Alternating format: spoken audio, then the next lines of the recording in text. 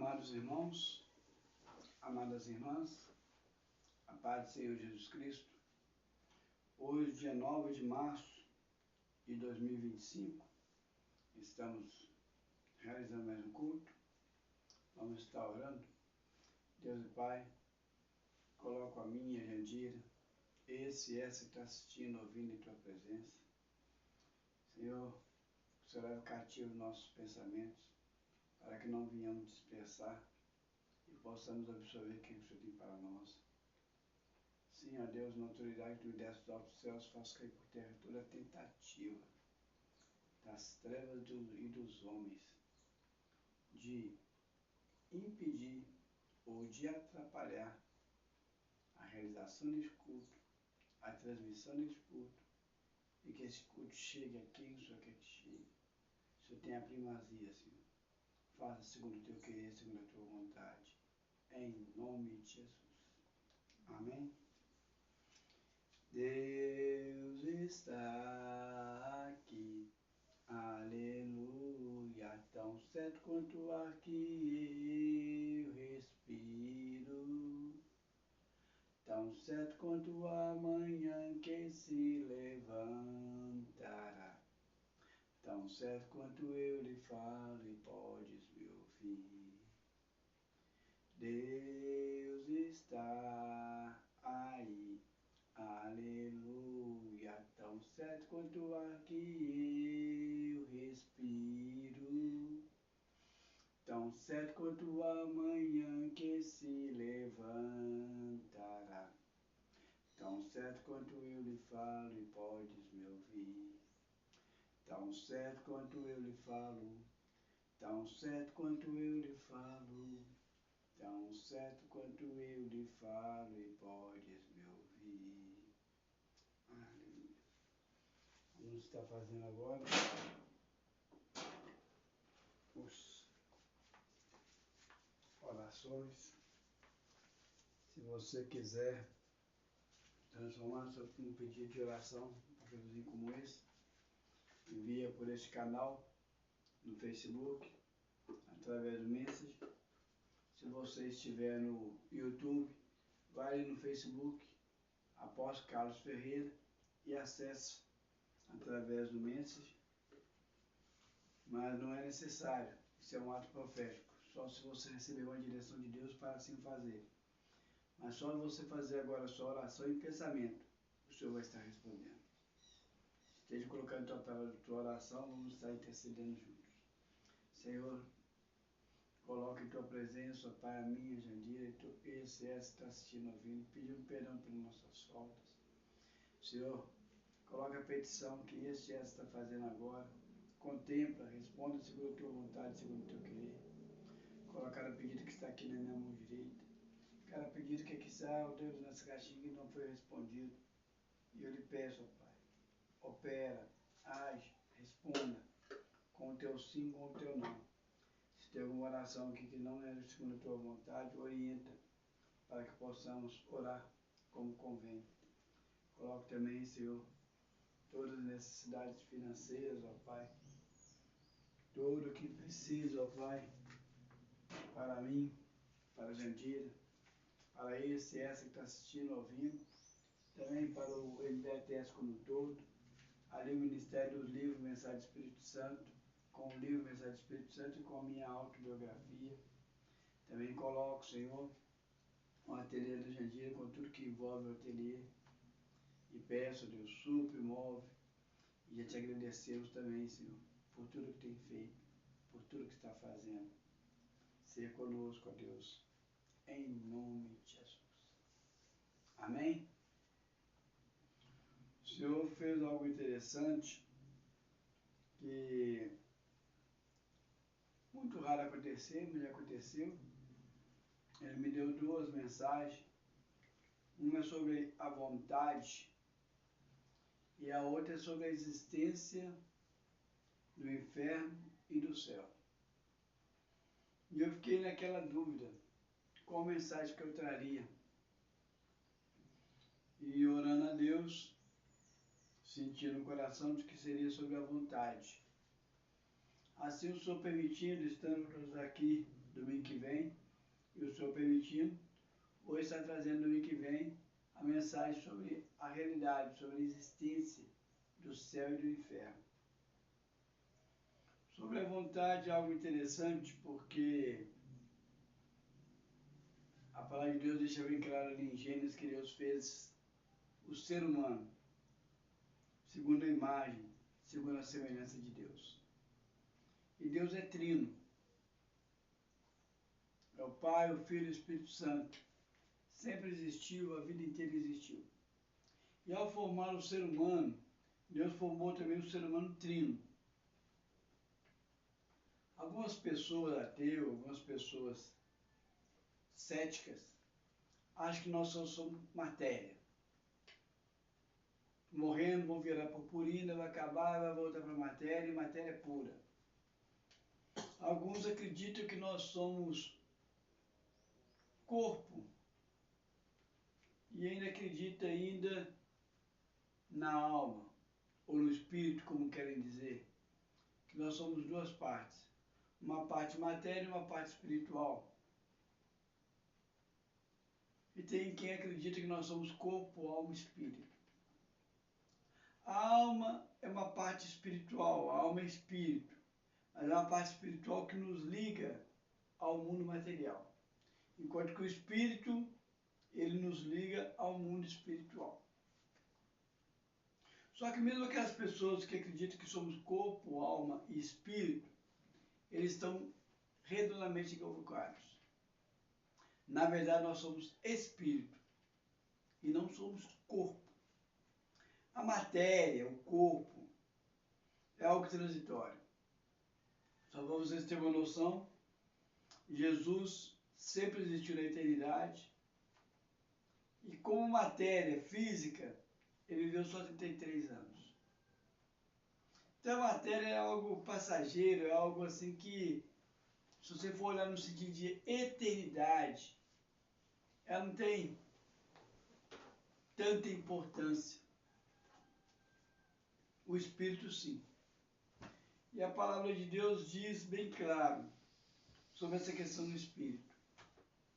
Então nós somos Espírito. Possuímos uma alma. E habitamos no corpo. Apenas habitamos no corpo. E essa ordem ela é bem clara na Bíblia, lá em Tessalonicenses. 1 Tessalonicenses mostra bem claro isso. A ordem certa. Você fala assim, mas vem cá, por que você tirou isso? Onde você inventou essa questão de que nós somos espírito, possuímos uma alma e habitamos no corpo? Sendo que popularmente todo mundo fala que é corpo, alma e espírito. Aí você fala que é espírito, alma e corpo. Tá aqui a sequência certinha aqui. 1 Tessalonicenses, capítulo 5, versículo 23, diz o seguinte: o mesmo Deus da paz o santifique em tudo. Achou aí? Segundo Tessa, está depois de Éfeso. Tá? Segundo Tessa, depois de Éfeso. Quero você me ajudar a confirmar. E antes de Timóteo. Segundo não, primeiro, né? 1 Tessalonicenses, capítulo 5.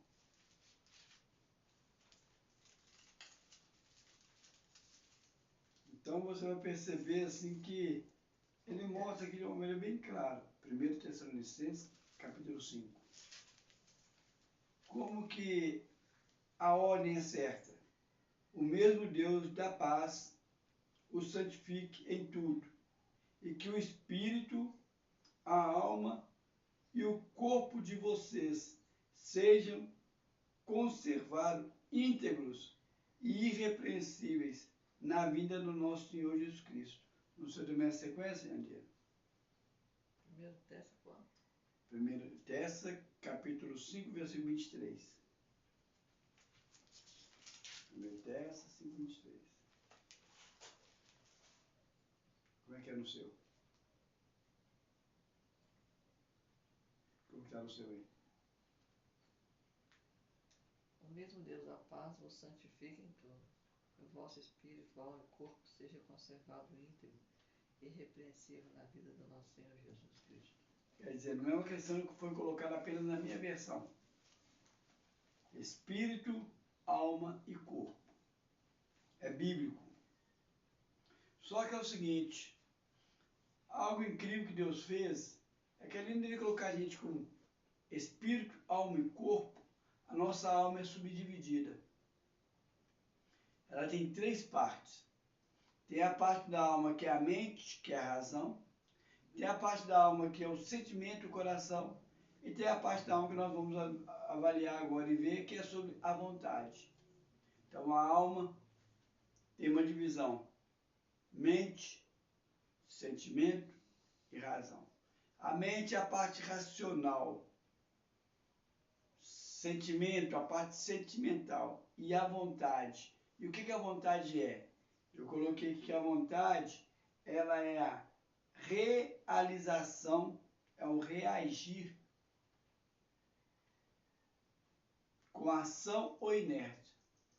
O que acontece na parte sentimento, o que acontece na parte razão, vai provocar uma reação. Essa reação ela pode ser tanto agir como ficar inerte, ficar parado. Uma pessoa deprimida, por exemplo, qual que é a reação de um deprimido? Nem sempre.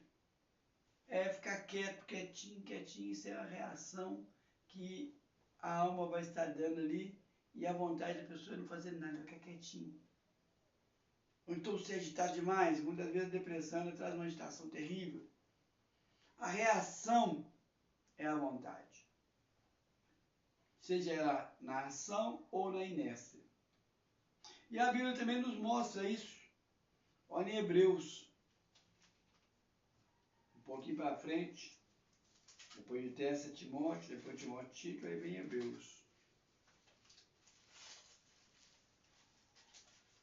Hebreus mostra bem claro também isso. Hebreus 4. Tudo base bíblica. Versículo 12. Diz o seguinte aqui. Porque a palavra de Deus é viva e eficaz. É mais cortante de qualquer espada de 2 gumes. E penetra até o ponto de dividir alma e espírito, juntas e medulas. E apta para julgar os pensamentos e propósitos do coração. E não há criatura que não seja manifesta na sua presença. Pelo contrário, todas as coisas estão descobertas e expostas aos olhos daquele a quem temos de prestar conta. Olha como que deixa bem claro a subdivisão da alma. Primeiro, tem gente que não acredita que existe alma e espírito. Ah, não, na Bíblia fala alma, quando ela quer dizer, não quer dizer alma, quer dizer espírito. Não, aqui fala bem claro que a Escritura, a palavra de Deus, ela é tão poderosa que ela pode dividir alma e espírito. Por que é poderosa para dividir? Porque a alma e espírito é algo assim que é muito parecido, porque todos os dois são espirituais. Mas a palavra de Deus consegue dividir. Então quer dizer que aqui mostra a existência da alma e do espírito. Agora ela diz aqui algo interessante. Juntas e medulas. Quer dizer que é a parte corpo. Alma, espírito e a parte corpo. Mas aqui ela fala algo interessante. Apta para julgar os pensamentos e propósitos do coração.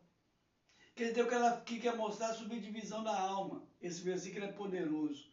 Ele quer dizer que a palavra de Deus, ela consegue mostrar a origem daquele seu pensamento, daquela sua vontade, daquela sua ação surgindo no pensamento.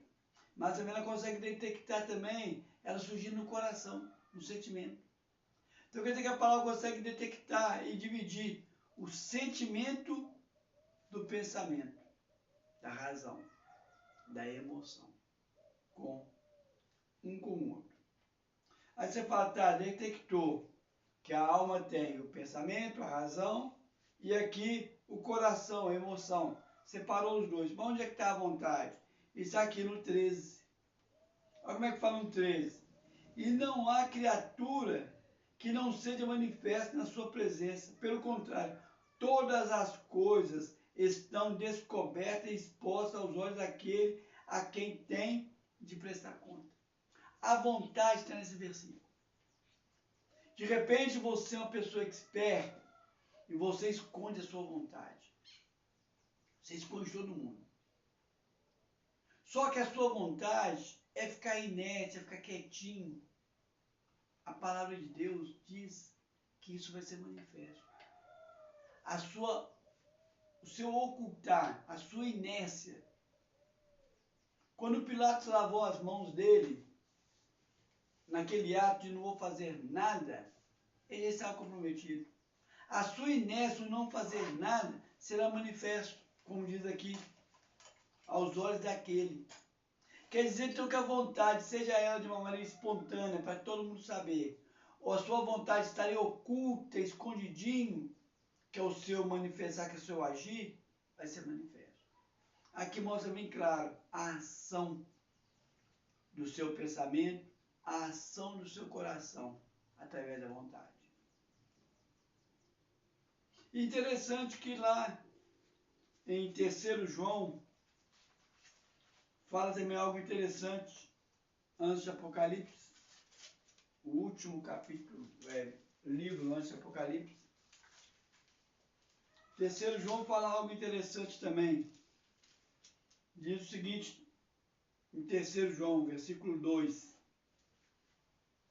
Terceira carta de João, versículo 2. Amados, peço a Deus que tudo corra bem com você. Amados não, amado. E que esteja com boa saúde, assim como vai bem a sua alma. Ele quis dizer o seguinte aqui. Gaio, esteja muito bem a sua saúde física, o seu corpo. Como eu espero também que esteja bem também a sua alma.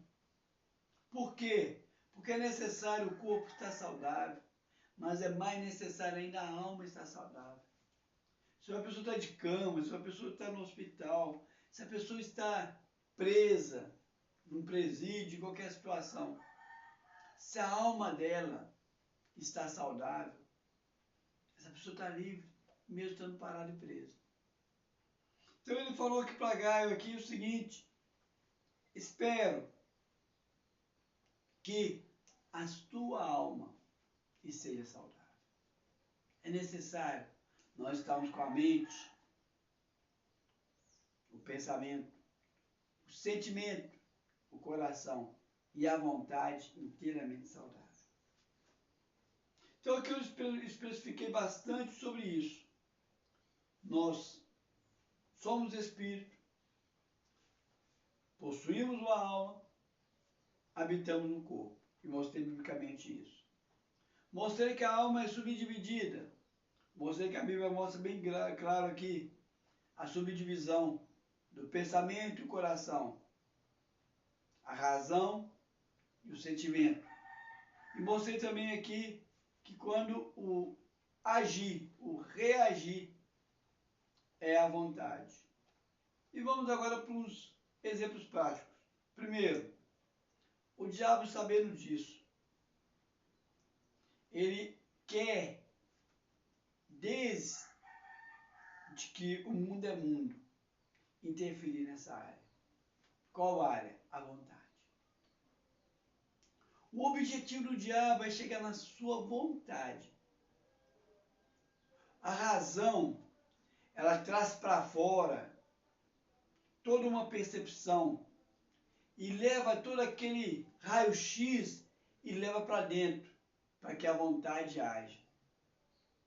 Mas lá no intrínseco seu, lá de quando você nasceu, a sua natureza, o seu jeito de ser, que está lá escondidinho no seu coração também, vai brotar e quer levar para onde? Para a sua vontade, o seu agir.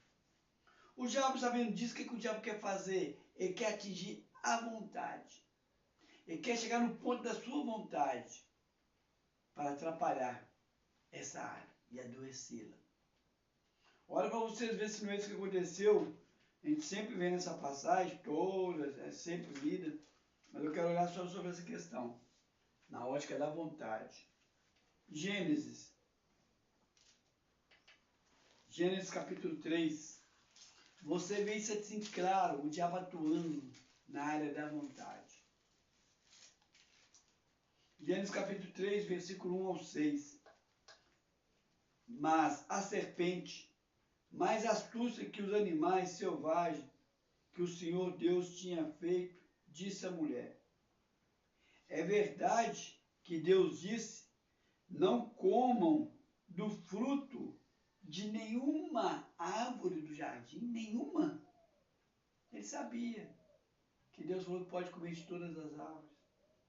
A mulher respondeu à serpente: do fruto das árvores do jardim podemos comer, mas do fruto da árvore que está no meio do jardim, disse Deus, você não deve comer dela, nem tocar nela, para que não venha a morrer.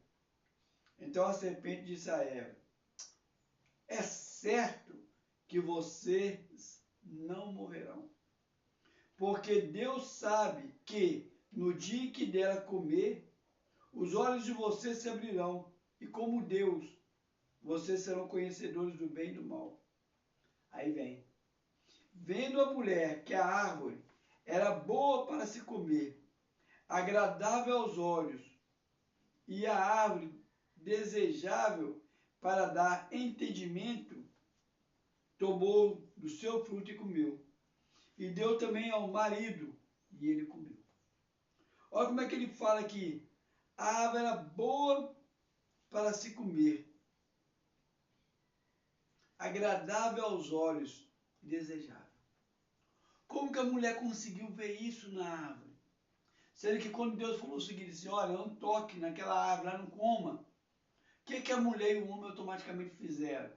Passaram a nem contemplar a árvore. Ó, não vamos chegar nem perto. Vamos marcar um limite aqui. Já que a árvore está ali, vamos não chegar nem... Então eles não nem contemplavam a árvore. Por quê? Porque eles estavam na obediência a Deus. Qual que foi a astúcia de Satanás? Puxou um diálogo com a mulher. Onde que a mulher caiu? Foi em comer da árvore? Não. Onde Adão caiu? Foi em comer da árvore? Não. Foi no momento que deram ouvido à serpente. Qual que era o intuito da serpente? Era gerar a vontade no coração de Eva. Era gerar a vontade no coração de Adão. Ah, quem pecou foi Eva, não os dois. Porque no momento que Eva falou para Adão, ou no momento que Adão viu Eva comendo, ele também gerou o que? O desejo. Então qual foi o objetivo do diabo aqui? É chegar no desejo. É chegar na vontade. Ah, é proibido, então eu não vou nem olhar, nem quero olhar para não ter o desejo, para não ter a vontade.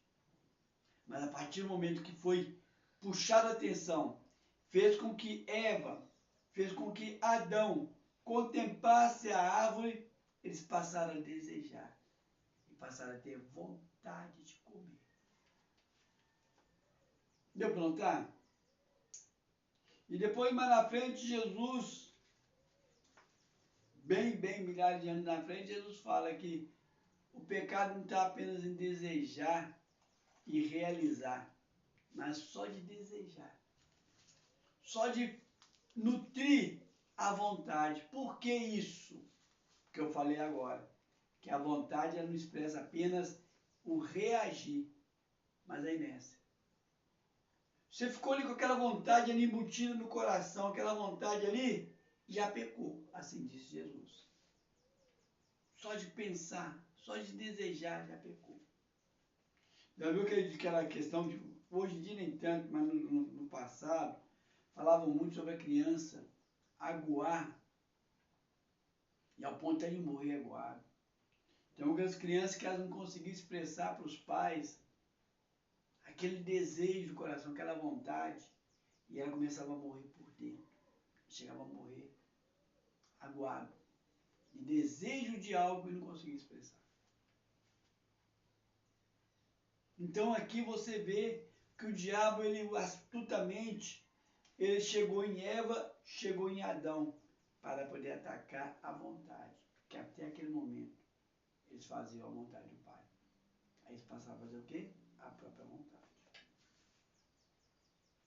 Só que em Gênesis capítulo 4, Deus deu o antídoto. Olha no 4 também, é outra parte que a gente vai sempre. Gênesis 4, de 4 a 7.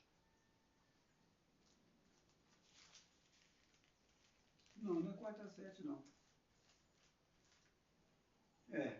Abel, por sua vez, trouxe das primícias do seu rebanho e da gordura desse. O Senhor se agradou de Abel e de sua oferta, mas de Caim, de sua oferta, não se agradou.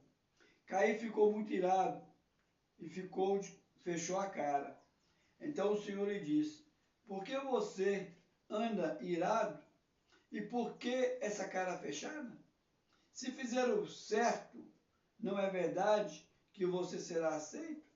Mas se não fizer o que é certo, eis que o pecado está à porta, à sua espera. O desejo, que é a vontade dele, será contra você, mas é necessário que você o domine. Então essa parte da vontade, ela tem que ser dominada. E o interessante é que aqui, quando ele fala no geral, a alma no geral. O pensamento tem que ser dominado. O sentimento tem que ser dominado. Mas a alma tem que ser dominada. No todo. Inclusive a vontade. Ele fechou a cara, ficou chateado. Ele refletiu, pensou, ficou chateado. Mas a vontade começou a voltar de quê? De matar o irmão. A vontade dele de matar o irmão se concluiu. Jesus falou só de pensar, já pecou. Ele não só pecou como realizou, não só pensou como realizou. Aí Jesus, Deus Pai, fala aqui bem claro: cumpre a te dominar. Cumpre a te dominar essa vontade. Olha para vocês verem aqui como que é no versículo 11. Capítulo 11. A cara da vontade. Já vimos essa passagem, mas agora estou querendo olhar só para o lado da vontade. Olha nitidamente a cara da vontade aqui. 11, de 3 a 4. E disseram uns aos outros: venham, vamos fazer tijolos, queimá-los bem. Os tijolos lhe serviram de pedra, e o betume de argamassa. E disseram: venham, vamos construir uma cidade, e uma torre, cujo topo chega até ao céu, e tornemos célebres o nosso nome, para que não sejamos espalhados por toda a terra. Olha só para você ver aqui. Que a gente consiga chegar até o céu, o nosso nome ser célebre, ser conhecido por todos e que a gente não seja espalhado. A vontade ser igual a Deus. A vontade é ficar famoso, ser conhecido, ser reconhecido. A minha esposa trabalha com artesanato. Ela não pode negar que quando a pessoa elogia, tem um sentimento. Quando a pessoa menospreza, tem outro. A vontade, ela quer receber essa. Mas a vontade também quer não ser espalhado, não ser esquecido, mas também não passar despercebido. A vontade quer segurança. Vamos ficar juntos para a gente não ficar espalhado. Aqui mostra muito bem a ação da vontade. Querer tomar o trono de Deus. Toda vez que a minha vontade é manifesta, ao invés da vontade de Deus, eu estou querendo dizer assim, eu sou melhor que Deus. Eu sou igual a Deus. Essa é a ação da vontade. É tomar o lugar de Deus. Toda vez que a minha vontade tem que ser predominada, é porque eu quero aparecer. Eu quero ser conhecido. Todas as vezes que a minha vontade dominar, eu quero segurança. Não, a vontade de Deus não está explícita aqui não. A vontade de Deus ela é meio confusa. Eu vou tomar o controle aqui e vou fazer a minha vontade porque aí eu não vou ficar espalhado. Mais seguro. Deu para entender? Como que é bem claro aqui nessa passagem, a vontade, no sentido de querer tomar o lugar de Deus, o controle. A vontade querendo ser famoso, conhecido, deixar meu nome assinado, registrado, mas a vontade também querendo a segurança. Deus não consegue me proteger, eu vou me proteger, a gente não se espalhar. Toda vez que a vontade toma conta da situação, é que ela quer dizer o seguinte assim, Deus não é capaz, eu sou. Agora o que a palavra de Deus fala também sobre o que é a função da vontade na alma. É só uma. A alma, a vontade, o desejo existe para quê? Para satisfazer o corpo? Não. A vontade do homem, ela existe na alma para satisfazer Deus? Não. A vontade é uma parte da alma que existe para satisfazer a própria alma. A razão, o sentimento, se realiza na vontade. E tem bíblico isso. Provérbios capítulo 13. A parte da alma chamada vontade é que vai trazer o equilíbrio, que vai trazer a satisfação para a alma. Quando Deus está agindo, a alma fica aflita, porque ela não tem domínio. Quando há uma alma sadia, curada, como o próprio Salmo fala, minha alma anela pelo Deus vivo. Essa alma é uma alma rendida. Não é uma alma natural. Porque o natural da alma é isso aqui, ó. Provérbios capítulo 13, versículo 19.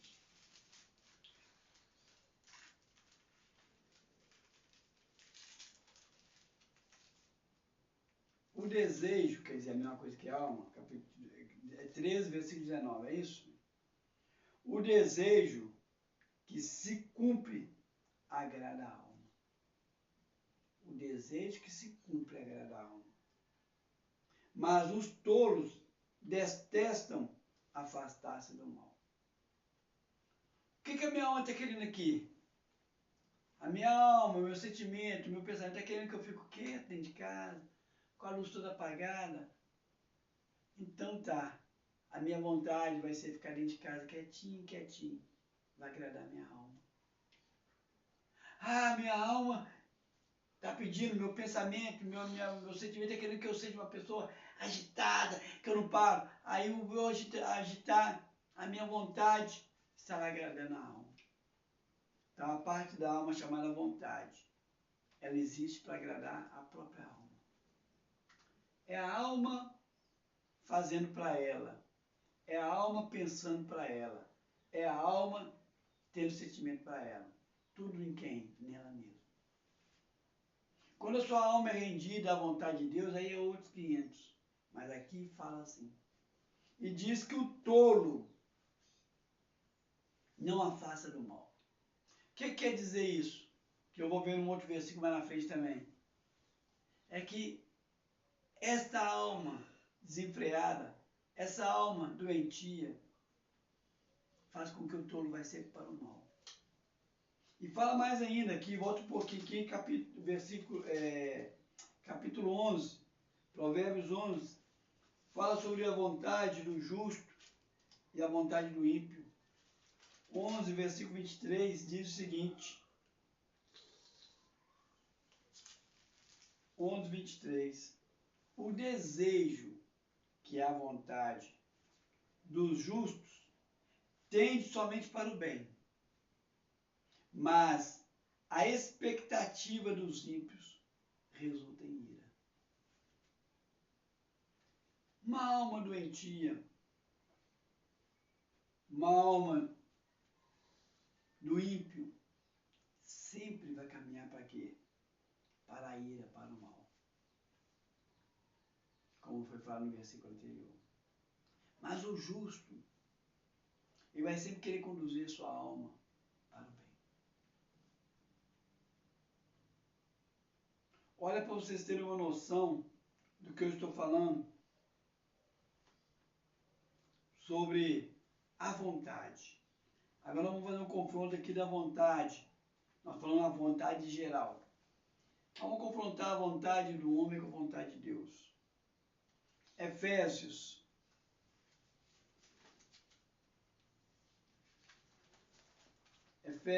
capítulo 2.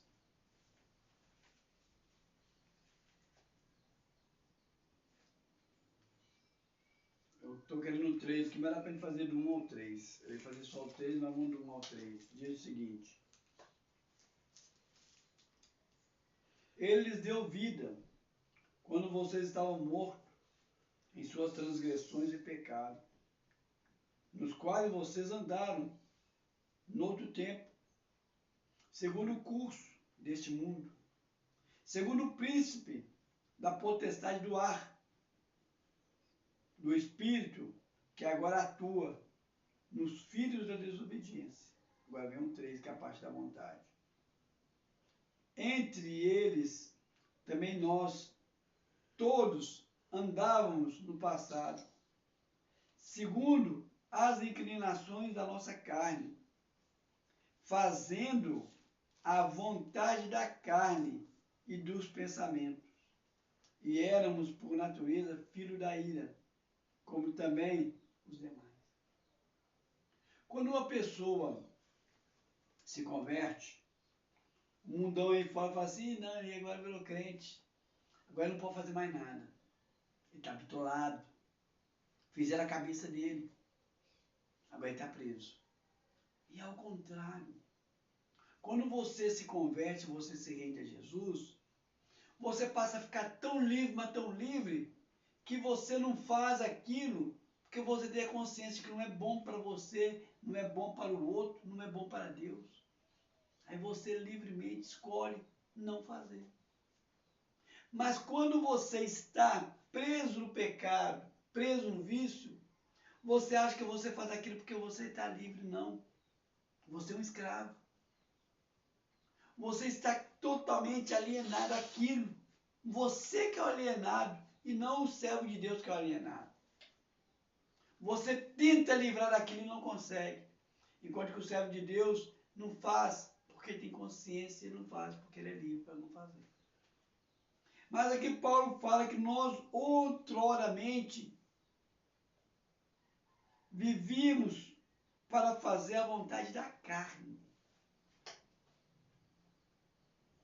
A vontade da carne. Você vai perceber que aquele que aceita Jesus como Senhor e Salvador, ele passa a fazer igual aquele lá do Salmo. Minha alma nela, pela ação, pela interferência, pelo mover do Deus vivo. Porque ele não quer agir segundo a vontade da carne. E é tão sutil que o diabo vai ficar o tempo todo atacando o crente. Para quê? Para que o crente faça a vontade da carne. O que aconteceu com Adão e Eva? Eles foram atacar o que na vontade? Ah, eu não quero orar. Ah, eu não quero ficar em tal cidade. Ah, eu não quero casar. Ah, eu não quero conviver com aquela pessoa. Ah, eu não quero liberar perdão. Ah, eu não quero aquilo. Quando a tua alma está doentia, você sendo crente, sendo salvo, a sua salvação garantida. Você vai atrapalhar a obra de Deus porque você vai fazer manifestar o que é a sua vontade. A vontade da carne. E a vontade de Deus, já passamos lá uma vez, está aqui em Romanos, capítulo 12. Romanos, capítulo 12. Nós aqui vamos nos preocupar somente com a vontade. Versículos 1 e 2 diz, Romanos 12, portanto, irmãos, pelas misericórdias de Deus, peço que vocês que ofereçam o seu corpo como sacrifício vivo e agradável a Deus. Este é o culto racional de vocês. E não vivam conforme os padrões deste mundo, mas deixe que Deus os transforme pela renovação da mente, para que possa experimentar qual é a boa, agradável e perfeita vontade de Deus. Irmãos, apresente o seu corpo. Nós somos corpo, alma e espírito. Como sacrifício vivo. Renova a sua mente. Já é a parte da alma. Que o seu corpo seja saudável. Vocês lembram lá em João? Como também a tua alma seja saudável. Aqui ele está atacando as duas áreas. Pega o seu corpo, a sua carne, e crucifica ali na cruz do Calvário. Um sacrifício vivo, agradável, algo consciente, não é algo tapado. E renova a sua mente, que a sua alma seja saudável. Qual que é o objetivo? Para que você experimente, para que você conheça, para que você entenda qual que é a boa, a agradável e a perfeita vontade de Deus. Aqui está a questão. As pessoas não querem saber qual que é a boa, perfeita e agradável vontade de Deus. Por quê? É um caminho talvez tortuoso. É um caminho talvez cheio de curvas. É um caminho talvez cheio de montanhas. É um caminho talvez cheio de obstáculos. É um caminho talvez cheio de difícil. Vai doer. Aí prefere o caminho mais curto, mais rápido, que é o caminho da carne. O caminho da minha sua vontade. Aí para chegar lá, vou chegar, tum. Não. Deus mandou o pessoal ficar 40 dias circulando no deserto por 40 anos. Enquanto esse período que estava circulando, ele estava atrapalhando e formando um exército. Deus tem a maneira dele, a forma dele de trabalhar você para arrancar todas as ervas daninhas, para fazer todo o trabalho. Mas a alma não, a alma quer algo objetivo. Solução imediata, rápido. Aí o cigarro, aí a bebida, aí a fornicação, aí é o roubo, aí é isso, é aquilo. São as ações rápidas, as ações da alma. Mas eu tenho que conhecer qual que é a boa, agradável e perfeita vontade de Deus. Vai demorar, vai exigir esforço, vai exigir pesquisa, vai exigir intimidade com Deus. Vai exigir o que? Renúncia da alma. Vai exigir o que? Renúncia da carne. Olha para vocês verem aqui como que Jeremias deixou bem claro essa renúncia. Vamos lá em Jeremias. Foi interessante que Jeremias aqui, ele fala de uma maneira bem nítida, bem clara. Jeremias, capítulo 39, versículos 11 e 12. Jeremias, capítulo 39, versículo 11 e 12. Diz o seguinte, Jeremias 39, 11 e 12. Ele fala bem claro aqui como que ele confrontou a vontade dele com a vontade do Pai.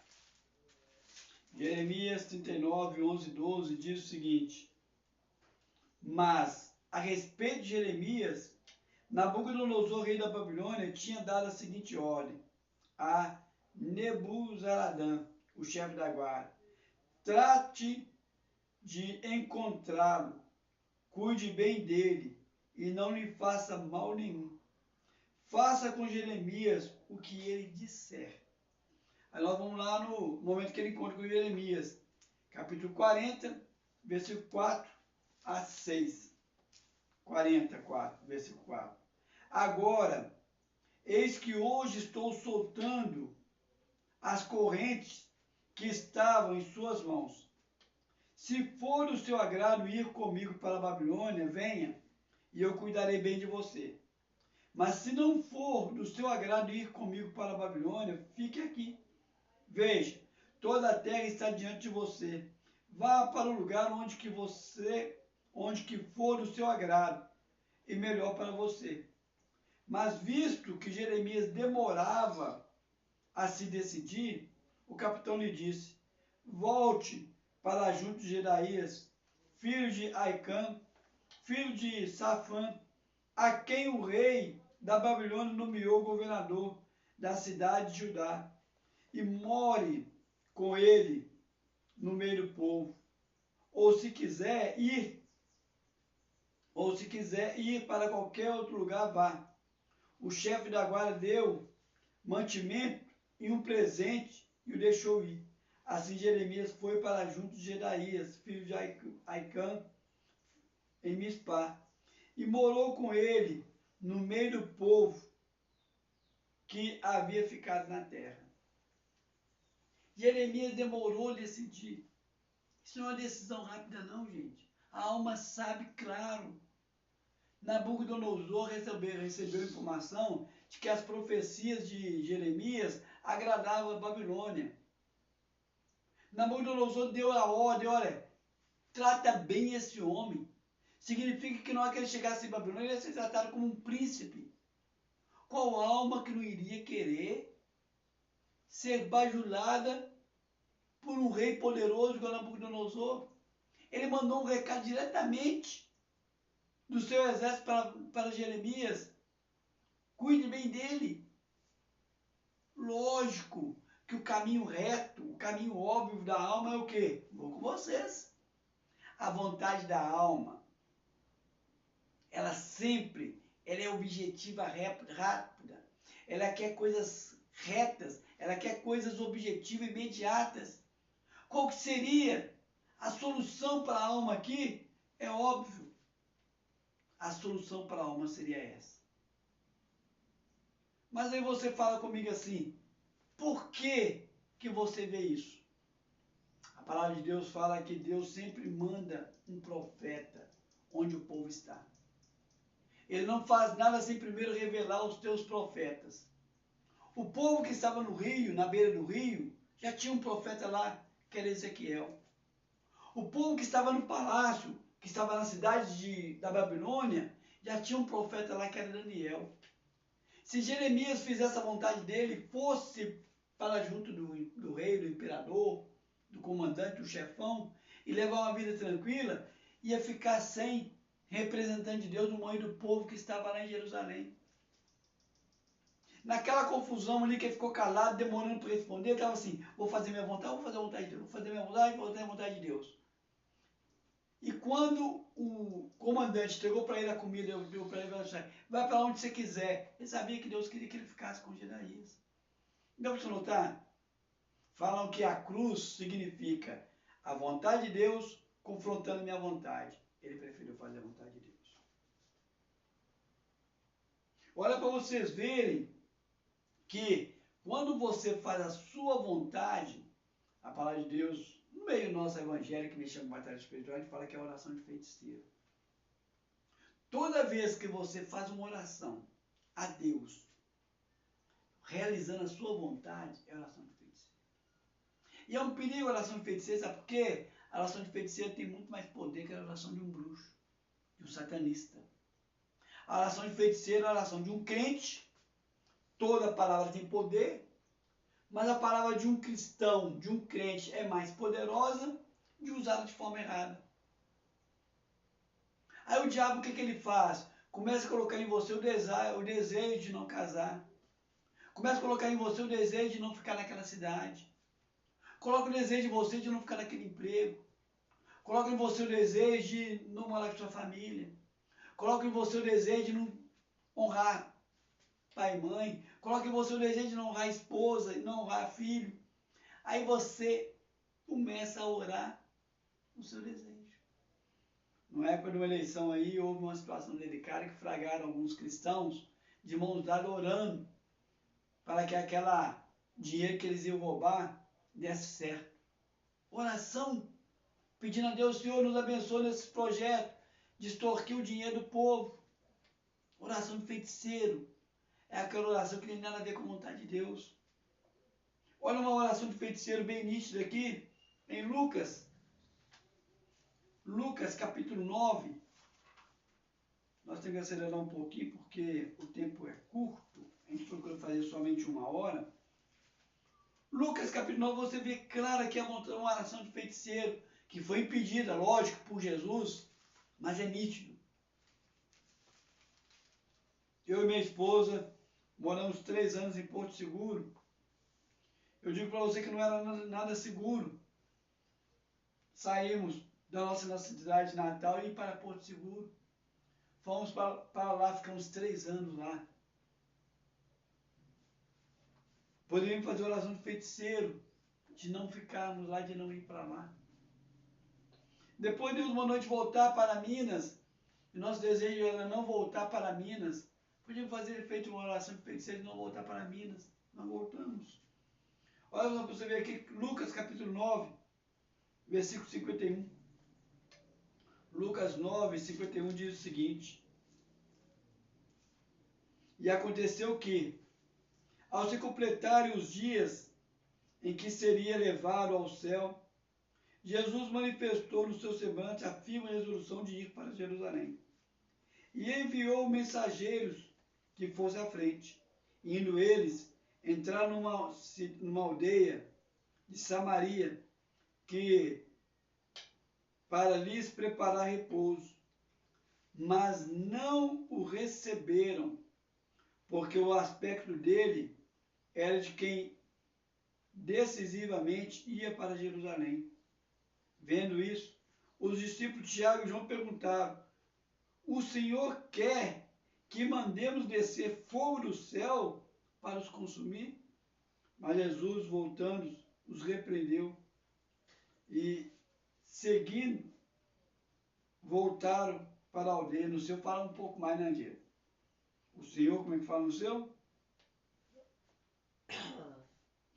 54.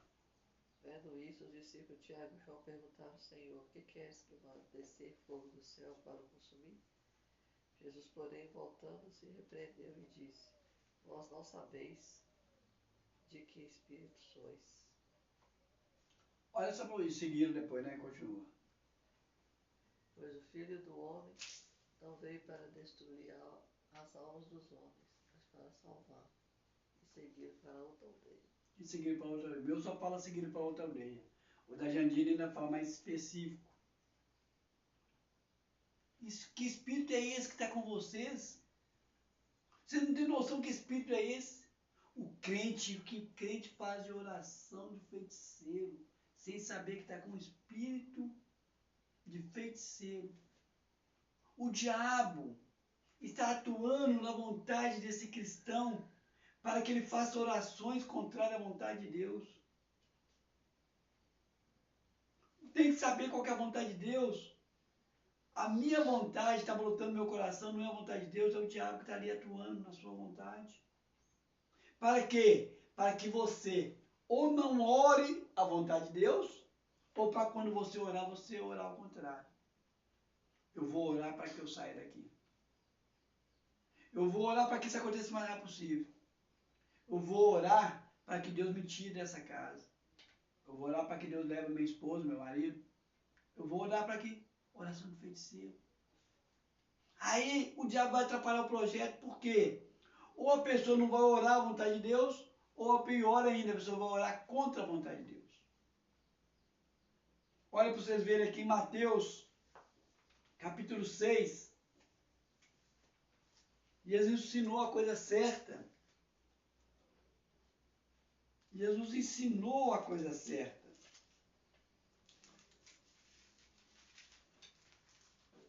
Capítulo 6. Mateus capítulo 6,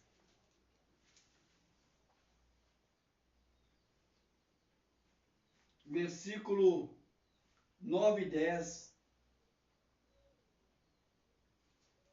Jesus diz o seguinte: portanto, orem assim: Pai nosso que está no céu, santificado seja o teu nome, venha o teu reino, seja feita a tua vontade, assim na terra como no céu. O pão nosso cada dia dai-nos hoje, perdoa as nossas dívidas, assim como também perdoamos dos nossos devedores. Não nos deixe cair em tentação, mas livra-nos do mal, pois teu é o reino, o poder, a glória para sempre. Amém. Essa passagem que muita gente não ora. Pois teu é o reino, o poder, a glória para sempre. Amém. Mas toda vez que você vai orar o Pai Nosso, você está embutido ali. Seja feita a tua vontade, assim na terra como no céu. Então você tem que estar sempre orando o que é a vontade de Deus. Mesmo que ela vai contra a sua vontade, como aconteceu com Jeremias. Que não é só Jeremias que confrontou a vontade, não. Mateus capítulo 26, vários momentos Jesus fala: eu vim fazer a vontade do Pai, eu vim fazer a vontade do Pai, eu vim fazer a vontade do Pai. Vários momentos deixou bem claro: eu estou aqui para fazer a vontade do Pai.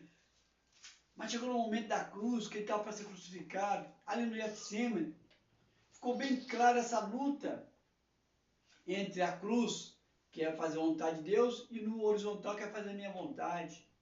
A vontade de Jesus aqui foi confrontada. Olha o que ele fala aqui, 26, 42, versículo 42 diz, lá no Getsemane, na hora que ele estava orando, repetindo-se pela segunda vez, orou de novo, dizendo: meu Pai, se possível, se não é possível que este cálice passe de mim, sem que eu beba, faça a tua vontade. Se não tem jeito, se a vontade do Senhor é essa mesmo, seja feita a tua vontade. Eu vou estar orando para concordar com o Senhor que a vontade do Senhor seja feita. Aquele que não ora nada está atrapalhando, porque Pilatos não fez nada, atrapalhou. Aquele que fica caladinho. Mas aquele que usa a oração de feiticeiro, eu não estou bem aqui, eu vou orar. Eu não estou gostando de fulano de tal, eu vou orar. Ah, é? Os samaritanos não quiseram, vamos orar para que venha fogo para destruir os samaritanos. Essa oração de feiticeiro é pior ainda, porque você vai estar orando contra a vontade de Deus. Mas se Jesus falou, seja feita a tua vontade. Será que foi isso que atrapalhou você na caminhada do Evangelho? Você desviou do Evangelho porque a sua vontade dominou o tempo todo. Você não procurou a vontade de Deus. Deixa essa vontade da carne e abraça a vontade de Deus. Qual que é a vontade de Deus? Que você volte. Volte para os caminhos. Ora após mim dizendo. Ora juntamente comigo dizendo: Senhor Jesus, reconheço que muitas vezes contemplei o pecado dos meus irmãos, contemplei os meus pecados, contemplei as circunstâncias, não entendi o teu propósito, por isso eu afastei de ti. Arrependido eu volto.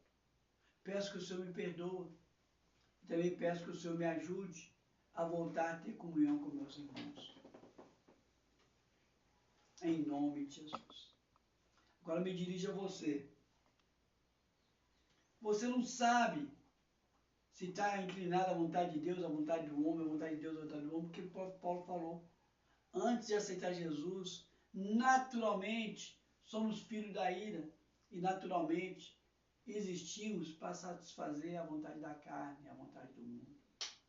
Você só vai perceber isso que eu estou te falando se você aceitar Jesus como seu Salvador. Você vai notar como que é nisto. Por isso eu te convido.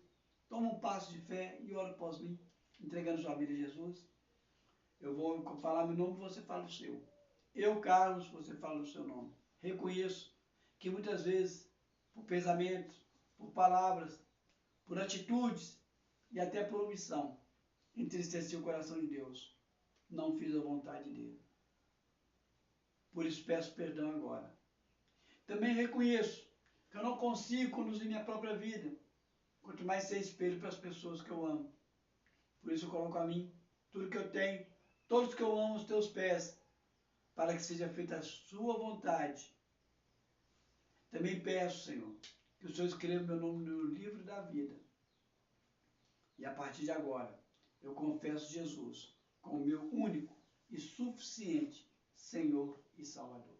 Amém? Vou orar por vocês. Deus e Pai, coloco esse e essa que aceitou o Senhor como Senhor e Salvador. Coloco esse e essa que voltou para os teus caminhos e tua presença. E lhe peço, faça uma obra maravilhosa. Sê com eles, ó Deus. Trabalha, que eles tenham o corpo, a alma, o espírito totalmente sadio, renovado, curado. Em nome de Jesus. Amém? Domingo que vem, assim o Senhor permitindo, vamos estar novamente dentro desse propósito de 1 hora. Vou estar entregando agora a bênção apostólica. Deus e Pai, coloco a mim, a Jandira, este e essa em tua presença, na autoridade que me deste dos altos céus, como embaixador do Senhor aqui na terra. Eu determino que tenhamos uma semana mais que abençoada, em nome de Jesus.